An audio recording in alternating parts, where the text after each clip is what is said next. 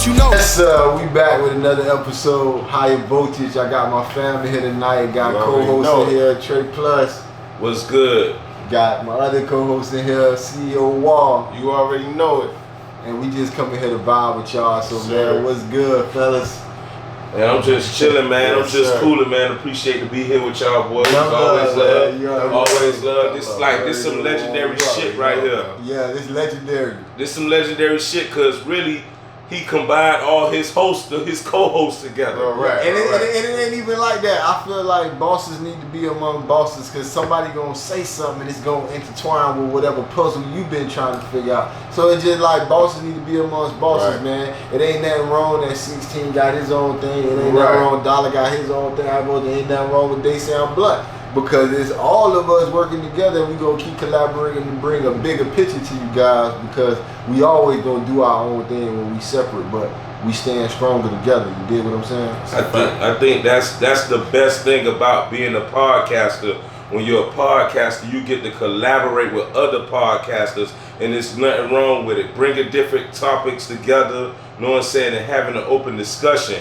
That's what it's basically about. You feel what I'm saying? So it's always an honor to link up with Higher Voltage Podcast, you know what I'm saying, to combine the two. They Sound Blunt, you know what I'm saying. It's like creating an umbrella. Right.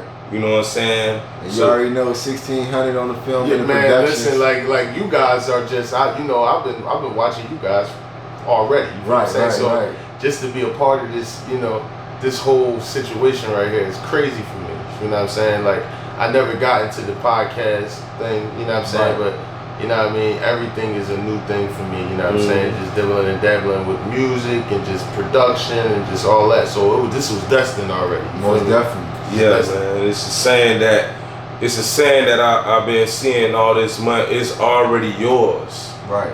So it's already ours. So what's up, Dollar? And the crazy part about it is we don't be knowing that we doing what we doing. We haven't really tapped into podcasting until now, but how we been creating content and putting stuff together is almost like we was training ourselves for this time. And it's just like how artists got to go through artist development. That's a fact. It's the same thing when you start talking. It's like media training. You going through the same type of training. You're not gonna get nice into anything or any aspect of you trying to be better in yourself. You're not doing it every day. Right. You're not trying, we're not doing it every day. But what I'm saying is, keep doing it. Yeah, keep doing something repetitive. You know what I'm saying? Even if you ain't doing podcasts, you've been doing music. And you've been finding ways to try to attach yourself to the people and make them understand you. That's why you're relatable. So therefore, it's the same dynamic, just through communication without a beat. That's a fact. That's true. That's Trey true. Plus.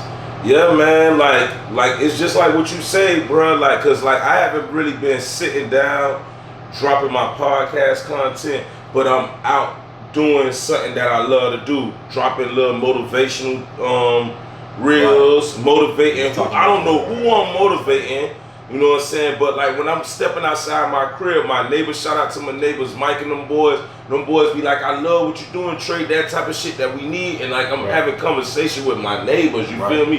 And it's like that's just a blessing, because it's like I'm doing something that I love, you feel me? Like it's like something that God got me doing. Like I'm just one of God's soldiers. Sometimes you can pat yourself on the back, but it's good to have your brother on the side look and say, yo, bro, I respect what you're doing, bro. Keep going. You know what I'm saying? We need that. And sometimes us as men, we won't say that, bro. Because just like off camera, what you were saying, you say, yo, man, I didn't want to, leave this street shit because I was kind of scared of the dynamic of, is he? He's not there. Exactly. You're secure. Yeah. You gotta tap into that, bro. I was insecure when I was leaving the streets, because I was 20 years old when I was leaving the streets, and I could go back to when I was 19 when I got tired of the streets, because the thing is, I was learning from my big dog's mistakes.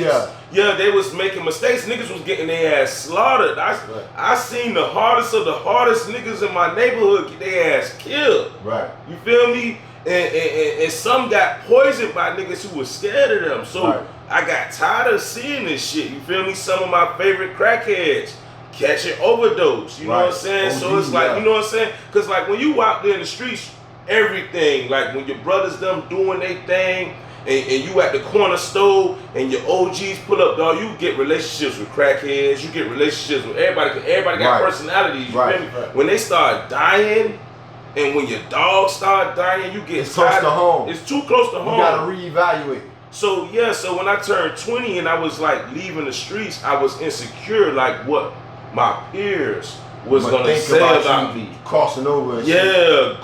Getting that county job, going to college. Like I was insecure about that shit. But one thing that I learned, that we was having that conversation earlier, like that shit never leave you, bro. Like people still remember who you are. Right. You know what I'm saying? And I just think that's just a blessing. You was talking about that a lot too on the other episode that we did, and you was talking about your homeboy from the hometown. And it's just like the fact that you feel for him, what he going through, and how you just got it on your shoulders, or you the weight of the world on your back and on your shoulders. Like, man, I'm going back to my city.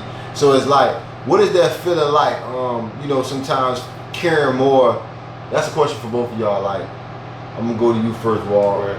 What is that feeling like? Basically, that caring like, more than the other people. Because you gotta understand this, bro. Like, I was a young kid. I was 8 years old, bro, and I moved to South Philly, in the heart of South Philly. Right. One of the craziest parts of Philly that you can move in. Right. You know what I'm saying? From not to be there, not to not know nobody. Right. You know, not to have no family. Yeah, just smack dab in here. Yeah. In Jersey, it's like you know, how can I say it? Like you know, a good neighborhood. Right. So I come from, you know, backyard shit. I'm talking about the same shit that Martin was talking about in his stand-up. Coming from the motherfucking backyard, playing in the backyard, the motherfucking dodging cars. You know what I'm saying? Smack dead. So boom. I just start to learn shit, you feel what I'm saying? And I start to take value because my mom would pick up and just move us. You feel what I'm saying? So I'm like, yo, let me hold on to something. So that's where the caring part came in. Right. You feel what I'm saying? And then meeting dudes, you know what I mean? Me and K-Dot, man, we've been from elementary to high school. Right. You know what I'm saying? So that's and the same friend, we got the same birthday, bro. Right. You know what I'm saying? So I watched this dude be talented, you know what I'm saying? And then to his circumstances right now. That shit's crazy, bro. Right. You know what I mean? And to open your eyes to, yo, wake up, black man, get yourself together. And I don't want to be stereotypical and say, oh, black man, wake up. But black man, wake up. Nah, but you know what I'm saying? You're not being stereotypical because at this holding moment, ourselves accountable. Yeah, and at this moment right now, for the industry that we in too, I feel like you got to be wide awake, not for how much you can get taken advantage of, but even on the business side, like it hasn't stopped since TLC, NWA, with all of the big, you know, I mean, you taking over the music and owning the music, the artists really ain't really getting that, and we put ourselves in them predicaments sometimes from the lack of knowledge and knowing what we getting ourselves into. So it's not typical because at this point we gotta wake up. We fight with this all day, our skin. Right. So you might have a wife, you might have a situation. Right. Wake up. Why are we having this thought of doing something that we know that's bad, but we still do it? You know what I'm saying? So we're always fighting with that yin and yang. You know what I'm saying? I more or less try to be in that space of, yo, we can create. Because I've been around, like, even with the lineage I was telling you, with my uncle and all that, you know what I mean? With the music thing, I watched these people create from nothing. You know what I'm saying? Right. He was on Curbar Street. My uncle got deals and got the millions. Put in the work. Off his talent. I watched him in the back finesse, room. No gimmicks, no nothing. Fast. No cutting, no corners. Right. So, you know what I mean? That's where the love came in at. And then the music, then me and bro locking in with the music, you know what I'm saying? So it's like, yo, bro, it's heartbreaking when you see things like that, bro. When you see talented people that you know for sure, like, yo, we really looked at him like, yo, he was going, bro, his energy on the stage was crazy, bro. I went to a Philly, we like have a hip hop awards in Philly where like, you know, all the Philly artists come there and, you know, they do their thing. And like, yo, this dude came like, he came through in like the, you know, like the Hannibal Lecter mask, like tied up and just like broke through the joint, like energy crazy. We looking at him like Meek was going, it was going to be K-Dot. Right. You know what I'm saying? Right. So that was the heartbreak in it, man. You know what I'm saying? I really wanted to see bro go. You know what I'm saying? And you speaking on Philly, You say you was just doing an interview with Fiend, right? It's crazy. No, I did it with Mr. Marcello. Mr. Marcello. Mr. Marcello, shout out Mr. Marcello. Right. I did it in Jet Life. You know what I'm saying? No Limit Records. No Limit Records. No Limit Records is like somebody that I used to listen to when I was in middle school. What? You know, going through hard times. Like everybody loved everything New Orleans. Like in the 90s, late 90s. I'm one of the late 90s. I'm in middle school. 96, 97, 98, 99. Right. That era right there. That's my era too. Yeah, you know, 96, they just had a summer of 96 party. Freezy them boys just had a summer of 96 party. You know what I'm saying? And I jumped on the page and I was like, damn, I remember my best memory from 96 was the day Tupac died. The day Tupac died was 2 days after my birthday. My birthday September 11th. So Tupac got shot, I think on the 9th or the 10th, something like. I think on the 9th Tupac got shot. Right. You know what I'm saying? We had a football game on September 13th. It was on a Saturday. Right. You know what I'm saying? We played Northside. I was playing for North County Panthers, and we were sorry as shit. We got our first win on that day in the city. In Northside Park, you know Northside Park in Liberty City. Yeah. We got our first game. It was the North County Panthers versus the Northside Panthers. When I got to the crib, when we got home, the news broke that Tupac had died. Yeah. On September 13th. So I remember. Rest in peace, Pac. That was my memory of 96. Dang. 97, 98. That's the year of No Limit. In the New Orleans. So Soulja Slim. Yeah. No, before Soulja Slim. Before Soulja Slim, it was P. C Murder, right? True, the True. Yeah, True. Remember, Fiend and them came like 98. Yeah, more than 98, 99. Boys, yeah, they got expanded. So when I was telling Mr. Marcello, I just remember riding on the school bus with my headphones, listening to them boys, and thinking that shit, am I gonna even make it to 18? So it's like shit, you know what I'm saying? I don't even think I'm gonna make it to 18 at this time. You feel me saying? Like that shit hard, like cause your dogs, you see niggas getting smacked. Away, yeah. You know what I'm saying? And like, Tupac, speaking of Tupac was rapping that shit. You know, in the city where a nigga where you make it to see 20 or 25, he used to say that in the lyrics, and you start thinking about it because the music was so death driven. I see death around the corner. Yeah. You know what I'm saying? Yeah. It was so much of the shit. So the more you listen, Pac raised us. Right. So that's the same thing about No Limit. Pac raised us, he died in 96. P came out in 97. Right. 98, 99. Cash Money came out. Yeah, so those that was my first CD for my birthday. My first CD for my birthday was a TRU album, Masterpiece, Silk Shocker, and C Murder. A lot of people think that Cash Money came out first, though. No, it was No Limit. No Limit was raising us first. Cash Money was the follow-up because they was the transition for the 99 2000. I remember the first time Cash Money came out, dog. It was in 99, and when you get home, they really came out before that because they really came out before that. But people wasn't really catching on to what it was because the song hot boy, see y'all bust your ass up. Yeah. That shit was sizzling, but people was not even still knowing what was going on. But BG was the first one to drop wait, before that Hot Boy song came out, it was Bling Bling. Right. And then it was Ha. No, I think Ha came out first. Juvenile came out with Ha. And how I remember this, coming home from middle school, we used to watch Video Mix. Right. And Video Mix was like back in the days, like in the early 90s, it was that was the BET. I'm old. I'm about to turn 40, y'all boys. Yeah. So back in the 90s, like the first half of the 90s, from 90 to like 95, it was this shit called The Box. The Box. So I definitely know about The Box. Yeah, The Box was out. The Box had a location downtown Miami too. See, and I never knew that. Yeah. So The Box used to be playing the music videos at that time. But as we got to middle school, my era, when we got to that middle school, it had Video Mix. Video Mix was always there for the niggas who ain't had cable. You know every what? time cable would go off, I'm watching Video Mix. You killed that. When the cable on, I'm watching The Box, BET, MTV, all of this shit. You're right, because the Video Mix was original people who don't have cable. So Video Mix was the first time I seen Ha. Right. And then after that we seen Bling Bling. Right. You know what I'm saying? I'm like, what the fuck, boy? They had us in the choke. What was your first time seeing some of the hip hop shit go like mainstream and you watching like the upcoming scene in Philly? Well, I probably was kind of close to it because I grew up around Beans. You know speak on that, because we talked about that off camera. We'd be on Sarah Street, because I used to live on 22nd and Latona. It was a block that was like down from me. It was like Wharton, and then it was Sarah Street. We used to always be on Sarah Street. All my cousins from Sarah Street. And when he say Beans, he talking about Beanie Siegel. Yeah, we talking about Beanie Siegel. Shout out to Beanie Siegel, the 50th birthday. That's crazy. My mind going crazy right now. Yes, sir.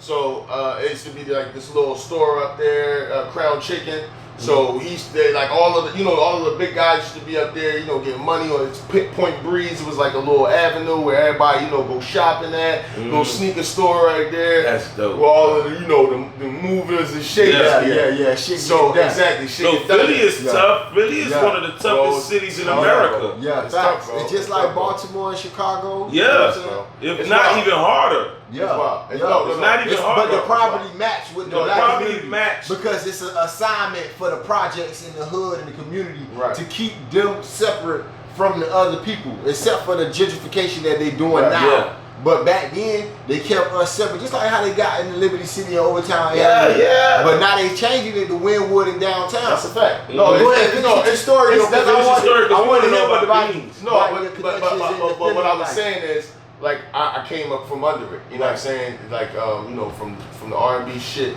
excuse my language, but from the R&B stuff, when my uncle was doing, then me being in the street, moving to South Philly, then I'm being around these guys. Right. I went to school with O, and that's Meek right hand man. Right. That's my guy. He called me Aaron, bro. Like he see me, yo, Aaron. You know what I'm saying? Like Barrett Smith. Like he know what I'm talking about. Right. That's the schools we went to. So like, you know what I mean? Like we watched Mac arise out of there. So it was like, that's crazy. We like, it can happen. Like when we see Beanie Siegel, he was just around the corner from us. Now he's with Jay-Z. You know what I'm saying? Crazy. That was an era, dog. Era, that was the era of my childhood right there. Bro. And just imagine being Jay-Z right next to it. You know what I'm saying? Right. And not only that I was cool with Mac, I had another, a best friend, another best friend that produced. Right. He did stuff for Kobe Bryant when Kobe Bryant was doing his rap stuff. So he had got with him, and then got the song. He did the song for Jay-Z called "I Think There's Been a Murder." He did that, and he did S. Carter, "You Must Try Harder." So once he did that, we lit now. Now we lit. Y'all we with Beans. We with this person. We with that person. Oh, Takedown Records. Remember, I couldn't find the name. Takedown Records. Shout out to Takedown Records. Free Ace. Ace. Yeah, for sure. Free Ace. Yeah. He was like the boss of the the Takedown Record shit. Free Tim too, because he was the boss too. With it was two guys came up with a record label, and my man was signed with him. So they just had this everywhere. Like they had him somewhere. He'd call me out. I was like sidekick. Y'all was a street team. I wasn't. I'm not gonna say so much of a street team because he was linked with these guys. Okay. And I was just like a real homie that you like, man. He gotta come with me. Exactly. Yeah, you know how that thing be. Where I'm the cameraman, but I'm like, man, you gonna hold the camera because I gotta get you in the room. Exactly. But the whole time you a rapper, producer, graphic designer, everything. Shout out to Sean Francis, bro. Right. I already know he gonna watch this, but shout out to Sean Francis. Shout out to that boy, holding him down. We gotta do an interview with him. He just went viral on TikTok too, because he do like that. Oh, that's what you were saying, like the shoe shit. He do the sneaker shit, but like he starts singing like, what are those? Like them drums. So you know what I mean? Yeah, right. So it's crazy, like just me being in that and just being around these guys, watching it happen. I met ODB before he died. Shout out to ODB, dog. Rest in peace. My man did the beat. That's crazy. That we hear that his last song. Right. I'm about to get off because y'all ain't spamming no lights. It's a beauty, man, just to be around that. You know what I'm saying? And then that just motivated me to just be in his music. You know what I'm saying? Most definitely. You know what I mean? But Philly is a hard place. It's a beautiful place and it's a hard place. Right. You know what I'm saying? Because you can find the beauty in it and then you can find the craziness. But now, I'm saying right now, the demographic that we in now is wild.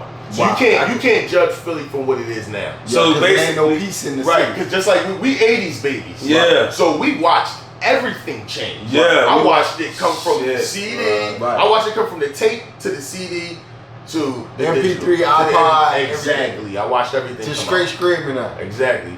So you know what I mean. It's just a blessing, bro, to be able to like come out here, like, cause like you remember back in the day, like they used to have like try to separate down south from East Coast, like we beefing or something. I always had cool down south.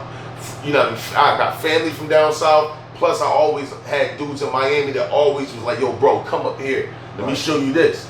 So now when I come up here, it's like, "Yo, bro, I seen a different light." You know what I'm saying? Just how hospitality is, and there's crazy stuff down here too. You know what I'm saying? But at the end of the day, bro, it's all about building, bro. Right. That's like what me and you do, bro. Like you had your platform, I had what I had going on, and we just Voltroned it. You know what I'm saying? Turned it to the next level. Turned it to the next level, bro. It was organically. Right. You know what I'm saying? Wasn't nothing forced. It just happened, bro.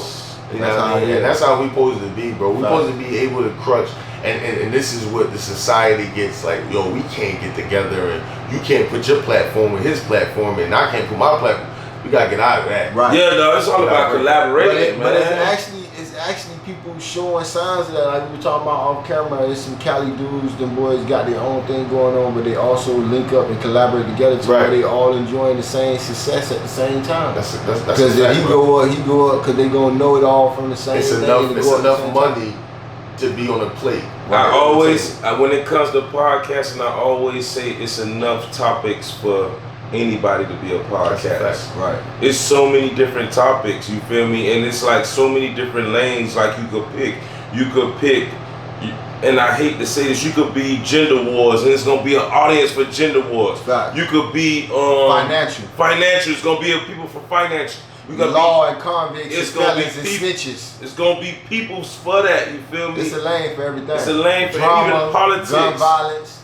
And that's what higher voltage is. We're gonna cover all of that. All of that shit, man. In a real way. In a real way. Yeah, you already know, man. We're gonna get back to y'all on another segment. It's higher voltage, man. I need y'all to like, subscribe, comment. You already know, man. Trey Plus, CEO Wall, we in here. They sound blunt.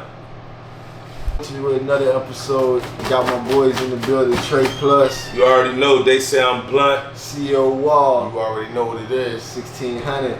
You already know how we coming, man. Today we just finna vibe, rap with y'all, give y'all open topic, open discussion. You already know, man. How y'all fellas feeling, man? Blessed and highly favored. Yes, sir. Yes, sir. that's a good way. Blessed and highly favored. For real, blessed and highly favored.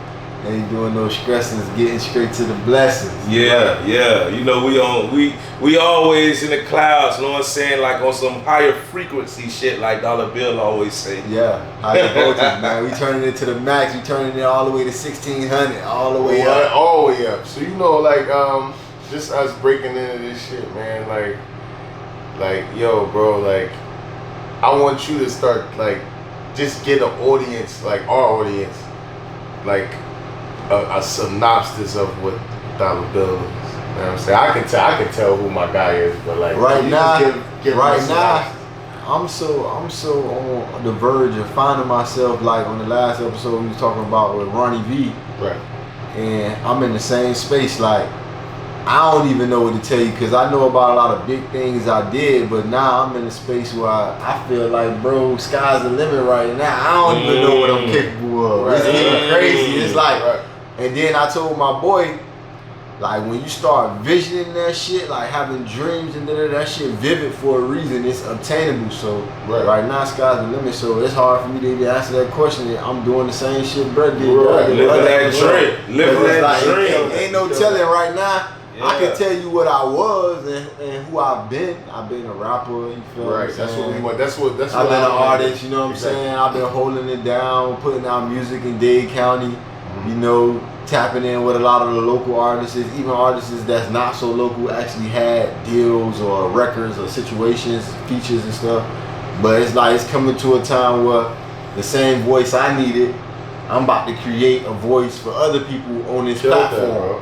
So right now, that's why I'm telling you I'm in a whole different space because now I'm going into the whole podcasting, broadcasting, public figure, content creator space because now it's just journalists. Like journalism, yeah. You know I'm always going to tell you, you're a journalist. You know? Appreciate it, Trey. Definitely, you know, Trey Plus interviewed me, you a while back, Right, on his years platform. Right. And it was just like, it was an honor because it was one of them situations where I just felt like, I needed a voice. And then, later down the line, I'm tapping into having my own platform. I'm going to tell you a story. Let's go fuck you up. That's crazy. I'm going to tell you the story how I met Dollar Bill for the first time. Right. Dollar Bill reached out to me, right? It was so fucking respectful that it scared me. This boy is respectful, man. Yeah, because the way he be chilling, his gentleman is on the beat. He was so respectful that I had, and I ain't know, he told me he was from Murder Grove, but like I ain't know because I was like from a different, it's like different generation of Murder Grove, you feel me? Like, and I had to make a phone call, like, who is Dollar Bill? I had to make phone calls. They were like, They were like, he good. Fuck with him. I'm like, you sure? Because the nigga just too small for the nigga trying to creep me now. You don't know where I'm coming from. I don't know where he coming from. I'm just trying to promote the music, but the best interview. Yeah. It was so good I had to interview him again. And it was so good to say him like, hey man, whenever you drop a project, man, just hit me up. I got you. And it was just like that, dog. I see me tapping into Dollar Bill. I seen you guys in the podcast. So I watched y'all first joint. Right. So I was like, damn, the dynamic that you guys got is crazy. I'm thinking that y'all was raised together. But it's crazy because that whole little Carol City Opalaka, even him being from Overtown as well, we Dade County veterans. Right. So it's like he know Mar, I know Mar. He know Limber, I know Limber. He bring up older dudes from the hood that I know the same dudes. So it just it was that connecting the dots. It was like my girl like to call it the Power Six. My wife I met, she like to call it the Power Six. When you know six people, it's a 7, 8, 9, 10. It's a lot of people that know 6 of these people that, you know what I'm saying, like, damn, this person's the Power 6. Like, if I know 6 people, there's probably 30 other people that know each of those 6 people that's gonna fuck with you based off you fucking with them. Right. The Power 6, you feel me? And that's what brought us together. But how he got me, it wasn't easy for Dollar Bill to get me to sit down here and come here. It really wasn't easy. Right. It was a because you have 100 episodes. Right. All right. Yeah, on all audio, on all platforms. On audio. It's crazy. Come on, talk about that because I went crazy. It's definitely a journey. Right. Because he got Pooh Shiesty locked up phone call. He like exclusive. Yeah. He like one of the first few people to get exclusive Pooh Shiesty locked up phone call interview. My homeboy, I can't say his name because he's still working. He's a correction officer, you know what I'm saying? And he called me one day and he was like, nigga, you want to go viral? You want a big interview? And I was like, man, nigga, I don't want to do no interview. I don't want to talk to nobody, nigga. Why you don't never answer my phone calls when I call? I'm like, nigga, get me nephew, nigga, who was going to the University of Miami, who was playing for the university. Get me nephew. He was like, man, I ain't give you nephew. Do you want to go viral? It's like, man, leave me alone, bruh. Leave me alone, bro. He's like, bro, I got Pooh Shiesty. Right. I say, stop fucking lying. Yeah.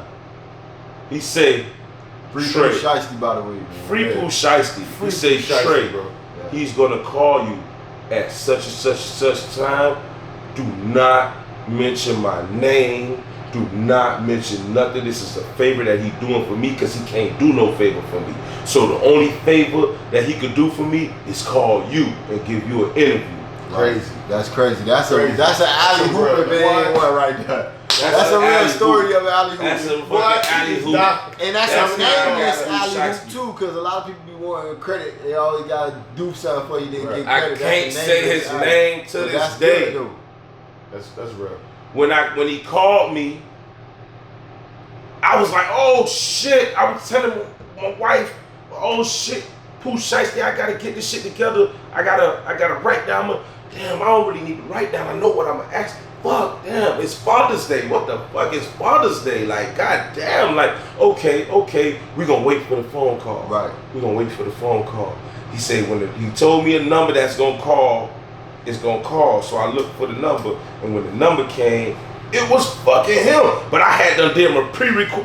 I did a pre-recording, and then I waited I waited, and then he called me, and I was just trying to think on the fly of the questions I could ask him, and it was like, okay, nigga, this fucking Pooh Shiesty, nigga, like, what the fuck? Like, this nigga, the hardest rapper right now. He at the peak of his career, like, and just got jammed. They ain't even sentenced him yet. Right. He just been sitting. Right. Nigga just been sitting in there. And when I did it, when they realized, I guess, this is just in my mind, when they realized that he was having an interview, they popped that bitch. What? And banged it. Banged it. But you was on there for a good little bit. When you I got 5 or 6 minutes with him. 6 minutes, okay. 6 minutes with him. That's cool. The best 6 minutes. Yeah. And then that's when I ran into his family.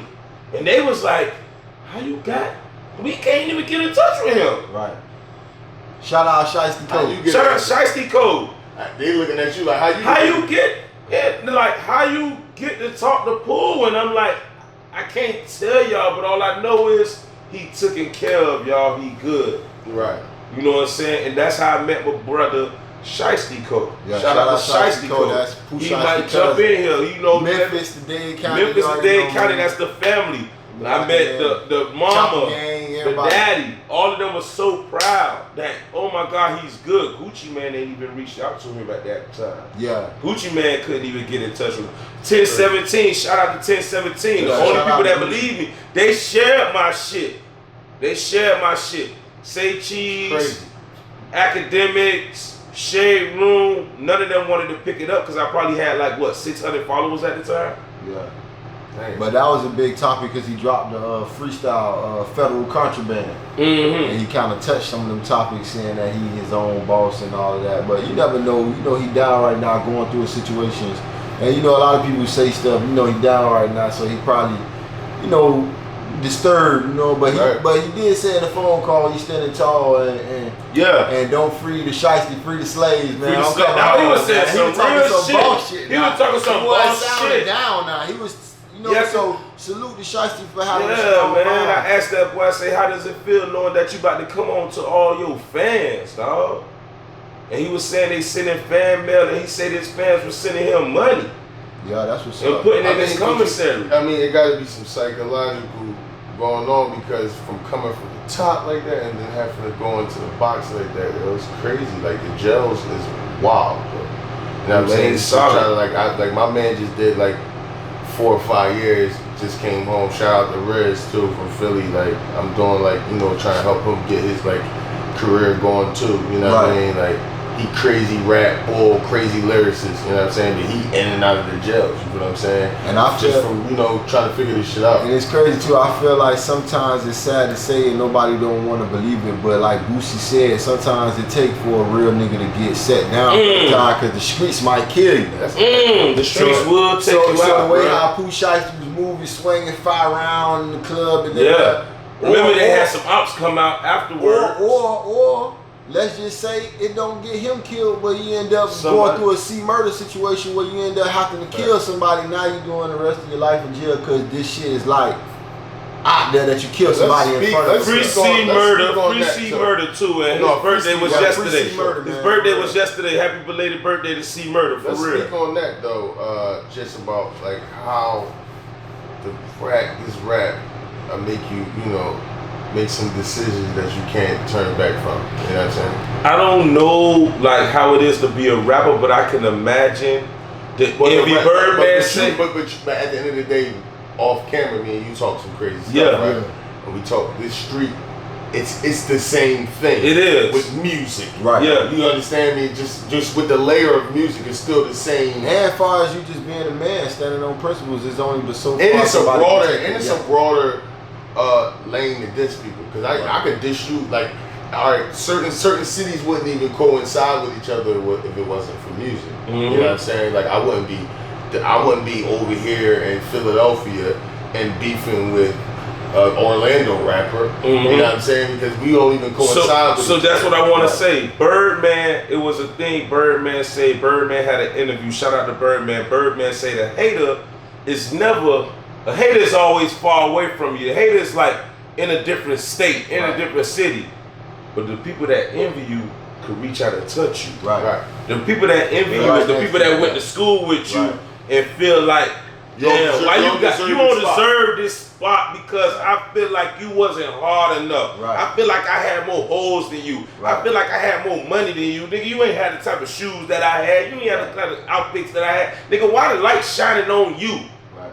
You feel me? That's that envious shit, bro. You forgot that one that we always talk about shit be going down too, cause communication. A lot of times there don't be enough time and space for the communication, so a lot of shit be just misunderstood. And people let it be what it be. Once it's up, nigga, let it be what it be. Oh, that's how you felt. Fuck you then anyway, nigga. You know what I'm saying? It's smoke, then it's pressure. Then you never want to go that way because like we came from a real hard knock life. Shout out to Jay-Z. With that song, It's a Hard Knock Life. I cried when I heard that song. I cried listening to that song because childhood trauma, teenage trauma leads to adult trauma. And when you in that first phase of being an adult, first of all, you on cloud 9 because you made it past 18. Yeah, made it past. Then when you start getting to the age, you start thinking like, damn, Soulja Slim and Pop died at 25. Is that the year that I'ma die? Yeah, I remember I used to do that all the time. You feel me? I used to do that all and then you like gotta get it up. I gave myself,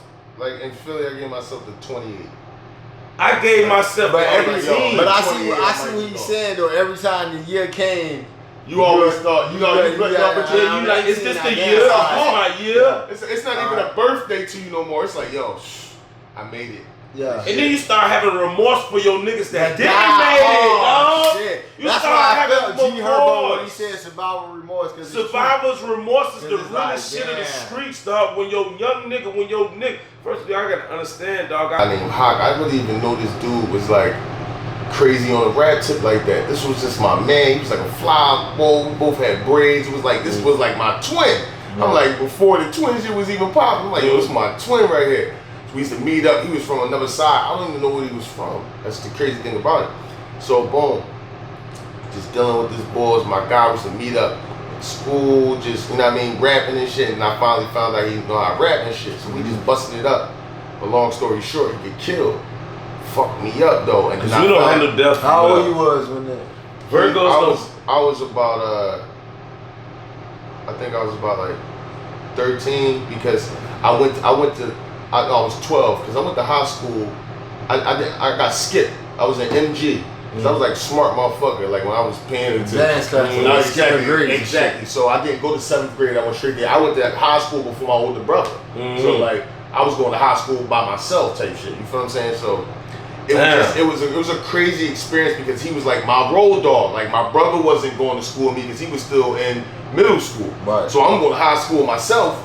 I'm like, yo, this is my man. He was like my brother. So he get killed. It was like, you know what I'm saying? I knew it was real because we used to fight, bro. I'm from South Philly. We fight. Niggas always getting down. We fight. You feel what I'm saying? So when he got killed, it was like, yo, this is real. Like they killing people now. You know what I'm saying? And then he was supposed to get signed, bro. He was like the first dude in our city, young dude in our city that was going to get signed. His name was Hawk. Shout out to Hawk, bro. Like Beans was going to see. Shout out to Hawk. If you go get Beanie Siegel's first album and you look on the back cover, like you know, like the CD cover, you know, the CD album. Right. You look on the back cover. He's on the back cover. Wow. I kind of remember like somebody being on Beans. It's a you know, like, you know, Beans wrote him like a heartfelt John on there and all that. That was his young boy. Yeah. I didn't even know this boy was supposed to get signed. We used to go to school every day together. You know what I'm saying? So it bugged me out. So you know what I mean? Rest in peace, homie. Rest in peace, homie. You know what I'm saying? That was my guy, Hawk, man. Yeah. Just straight hot, but that just showed me, you know what I mean, like I know that shit hurt you, bro. Shit was real, no, bro. But I think that's the time that the transition started going from like that. Because even the story I mentioned earlier is like it was a fight, like at an early release type school type vibe, a fight. Nigga won, got the best. Come back 2-3 days later. Blazer got in, yeah. So I think that was the transition. Some punk that I roughed up way back. Yeah, niggas wasn't taking their losses no more. Niggas double backing with the iron. Damn, that's when they start getting serious. That was one of my peaks. Man, CEO Wall, we in here vibing on some real shit, bro. Real shit. We gonna get back to y'all on another segment, man.